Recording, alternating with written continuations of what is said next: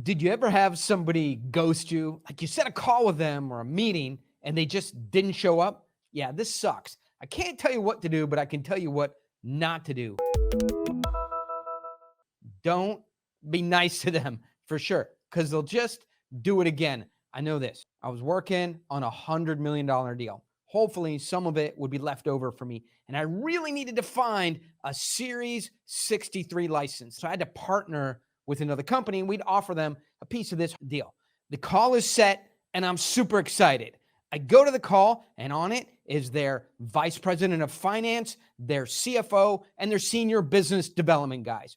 All good guys, senior level, but no Joe, their CEO. And that's the guy I need to talk to. Then the vice president of finance goes on to read me their website, which I already read their website. Why? Because I prepare for calls. Then I thought about it. You can't be nice to people who just ghosted a call with you. You have to give them some consequences. So I sent an email. Joe, very nice to speak to your interns. That was great. So now Joe's mad at me because I called all his senior people interns by email. But I don't care. Look, if you have a call set and you can't make it, we'll just reschedule it. If you do go to the call, have a narrative and a story and focus on the problem. If you can't make the call and you send other people, prepare them to deliver some real content.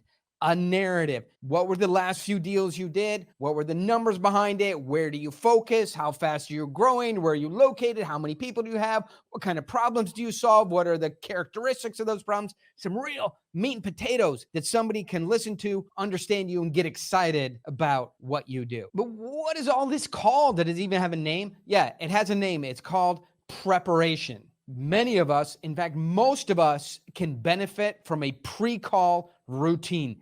Getting ready the same way every time for the calls that you do, because these calls are a performance. And I'll tell you why people don't do it in my experience.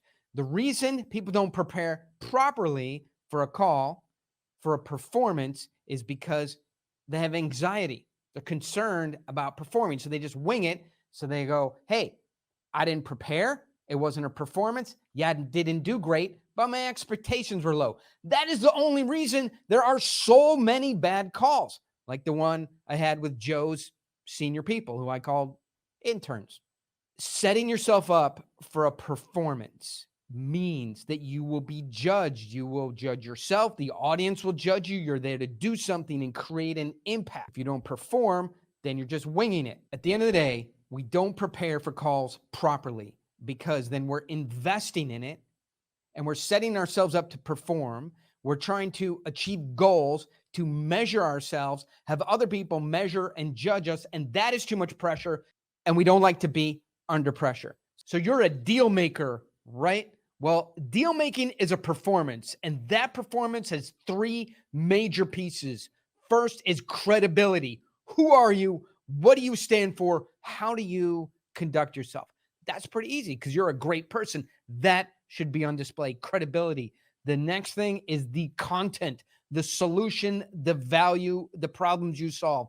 You should have numbers. You should have specifics and how this applies to the other person. The deal making part of deal making, you got to have that nailed down. Know your numbers. Do not read people the pitch book or the website. Know how your numbers apply to them. And the third part of deal making, and the part that almost everybody gets wrong, is next steps. Know exactly what the next steps are and what the consequences are for them not taking the next step. Now I'm going to challenge you to look at your own deal making. Are you running it this way? Not jumping on a call and talking about the weather and trying to catch up, but going in with certainty, credibility, covering the deal with specifics, using numbers, and of course, driving everybody to next step. Challenge yourself to that level of performance, and very simply, you're just going to take over as a master deal maker, and nobody's going to ghost you.